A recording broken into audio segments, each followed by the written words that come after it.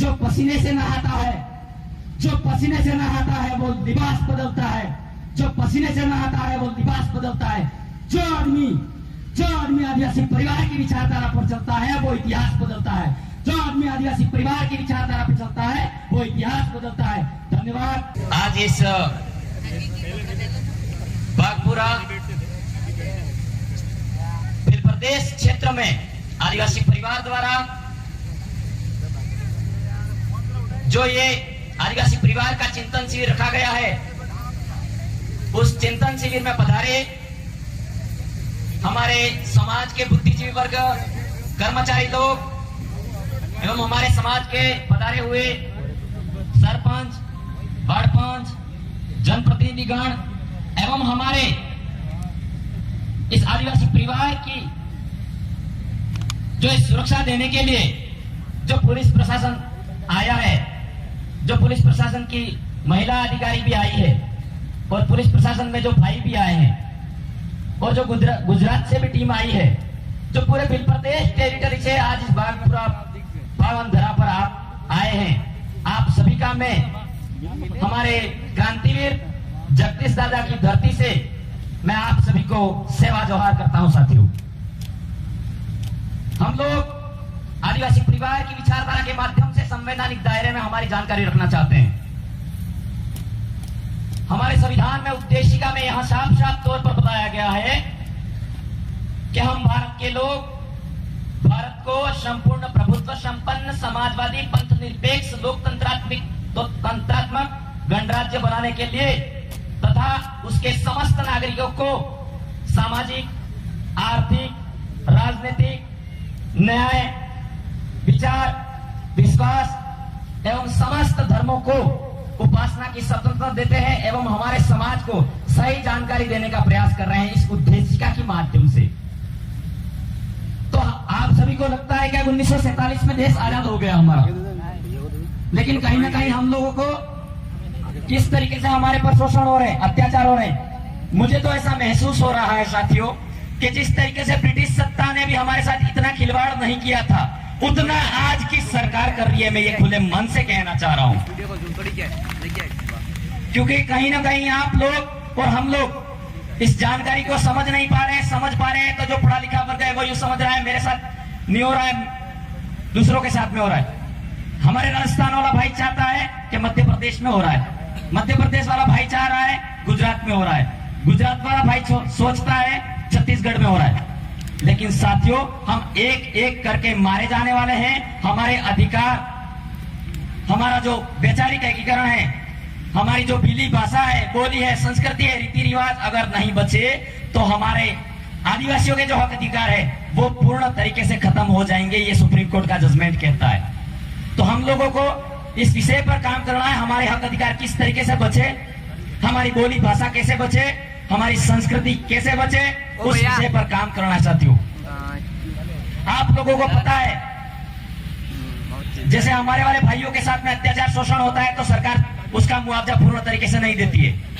आपको मैं बताना चाहूँ, कल शाम को जो जयपुर में घटना होती है, लेटेस्ट उदाहरण है, शायद आप सभी लोगों ने पढ़ा होगा उसको, थोड़े साइड में रहना, कि जयपुर में जो रामगंज जगह है, दो व्यक्ति बाइकों से टकरा जाते हैं और लड़ाई हो जाती है।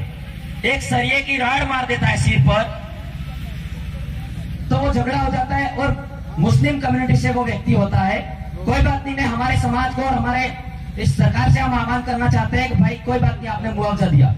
उस समय जो ऐसा मामला हुआ तो वहां जो मुस्लिम कम्युनिटी के लोग थे एक जाजम पर बैठ गए, वहां बैठ गए तो सरकार ने तुरंत के तुरंत 50 लाख रुपए दिए गए इकबाल नाम के भाई को। ठीक है, देने चाहिए, मानते हैं। और वहां एक उनके सरकारी नौकरी में उस परिवार वाले सदस्य को नौकरी देने का प्रावधान दे दिया। आप देख रहे हैं, मैं ऑथेंटिक प्रमाण के तौर पर बताना चाहूंगा आपको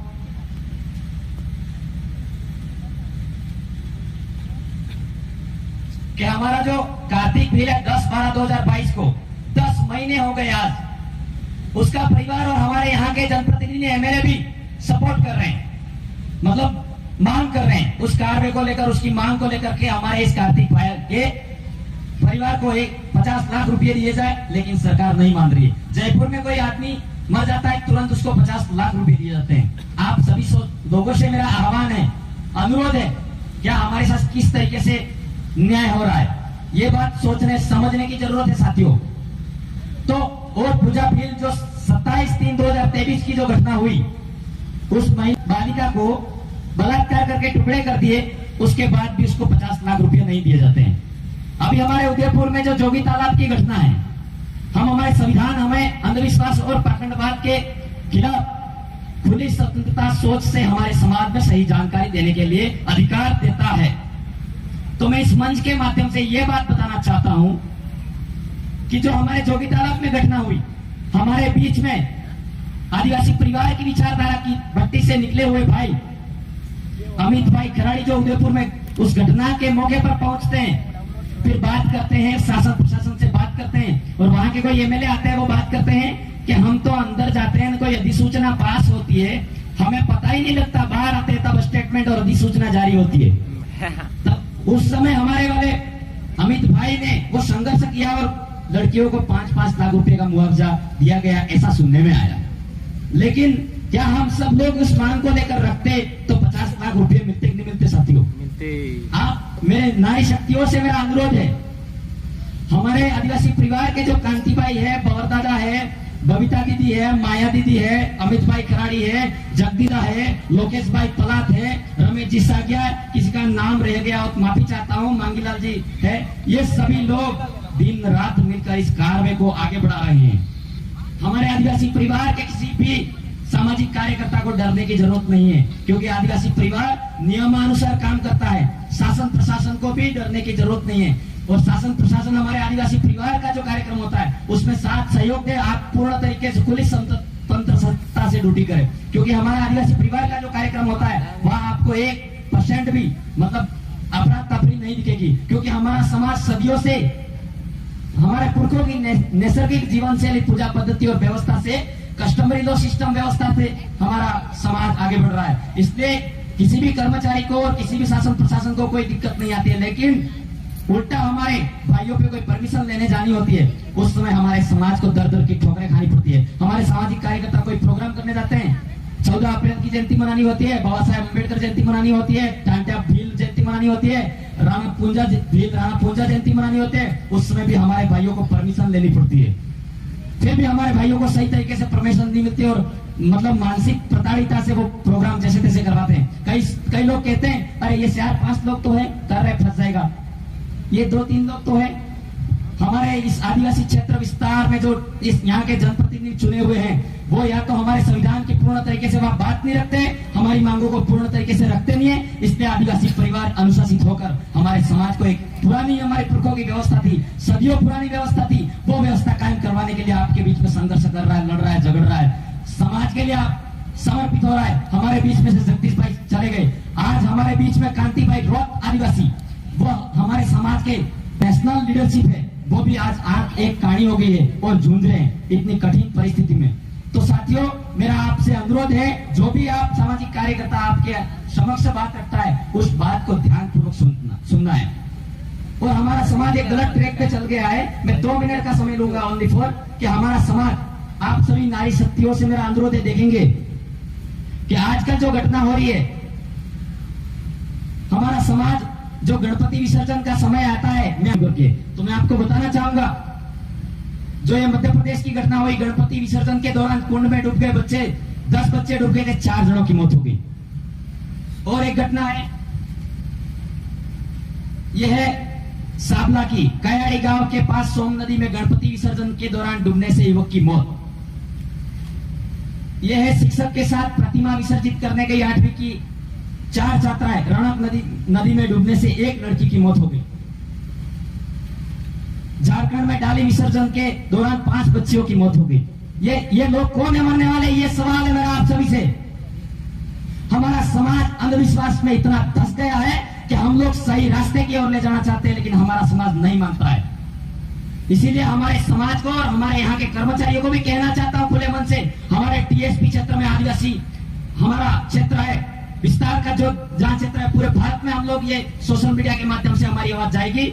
हमारे विद्यालय में हो, किसी भी विभाग में ऐसे जो अंधविश्वास के कार्यक्रम हैं, मैं तो ये कहना चाह रहा हूं कि सरकार से, शासन प्रशासन से एक साथ में अधिसूचना जारी करें। जो अंधविश्वास के कार्यक्रम होते हैं उनको पूर्ण तरीके से अधिसूचना के साथ में बंद किया जाए, ये कहना चाहता हूं मैं।